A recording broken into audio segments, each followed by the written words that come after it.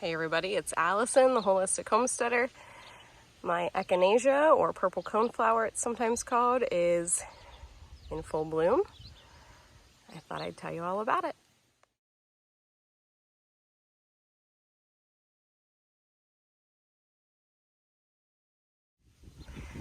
Alright, so here is my Echinacea, aka Purple Coneflower.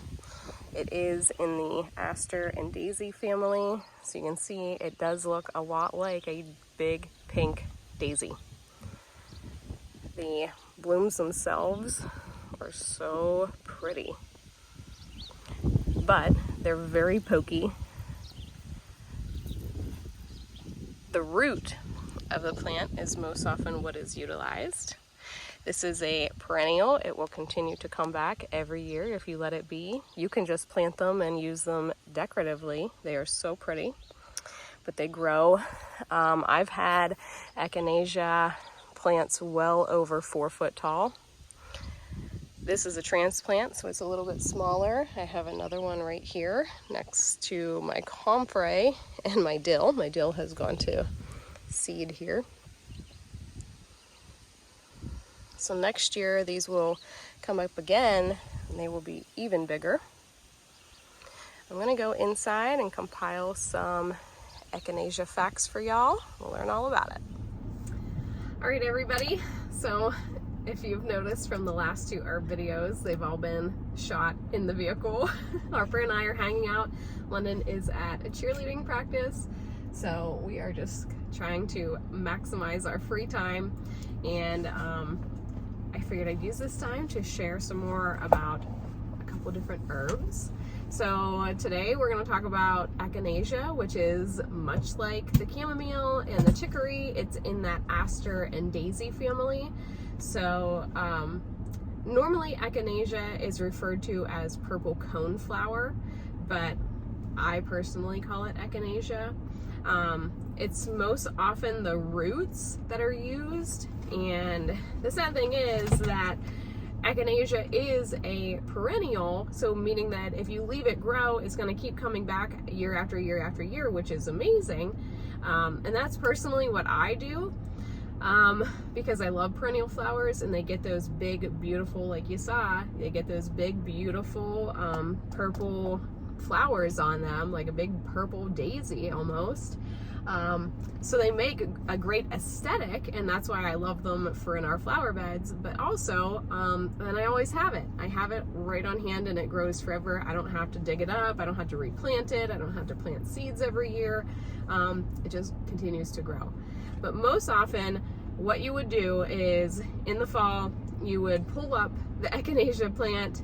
You would take the roots, you'd let the roots dry, get the dirt out of the roots, you'd let the roots dry completely, and then the root is the part that you would use, basically medicinally.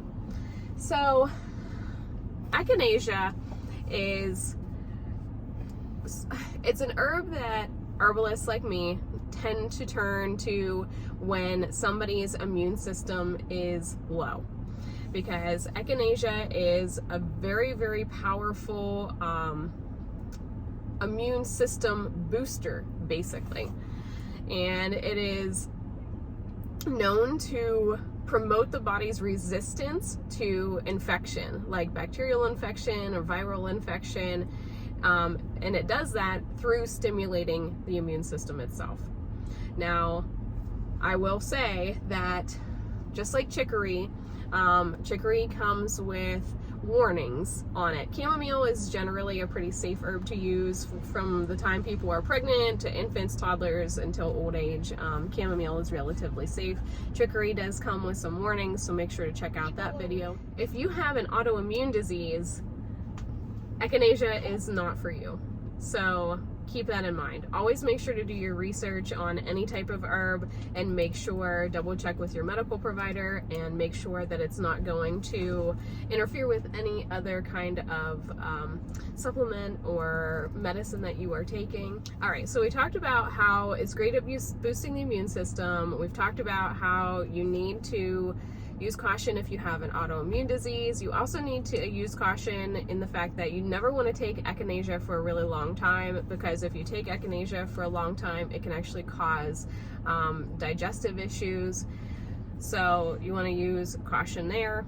But it's not just great at becoming an immune system stimulant, it's also amazing at being an anti-inflammatory. It's actually considered a strong anti-inflammatory, to the point that it's actually useful for snake bites and for bug bites. It will help relieve that inflammation and it will help reduce the pain, and it will help neutralize the poison from the snake bites and from bug bites themselves.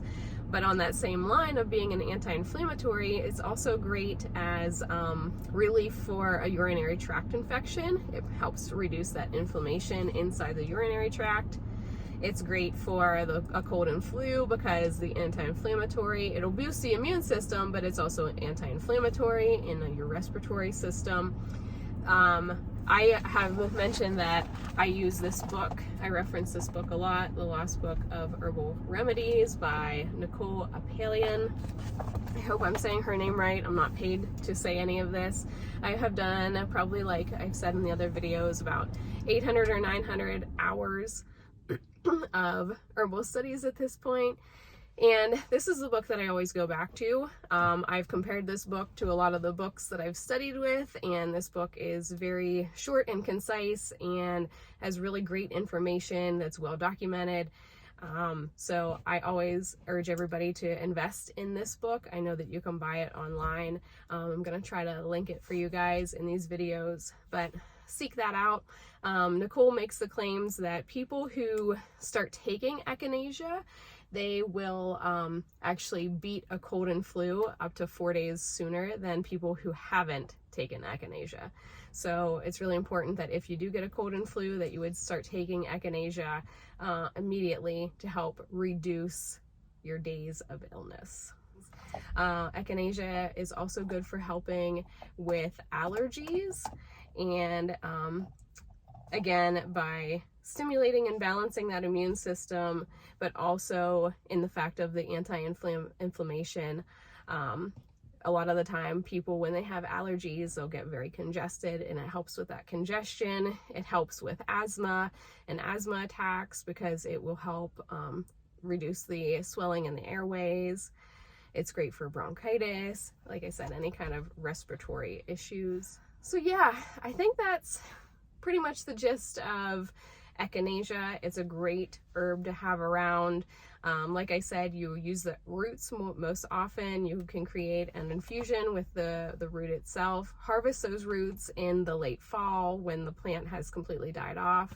All right, everybody, I hope you have enjoyed this video on Echinacea, and we will see you next time. Bye.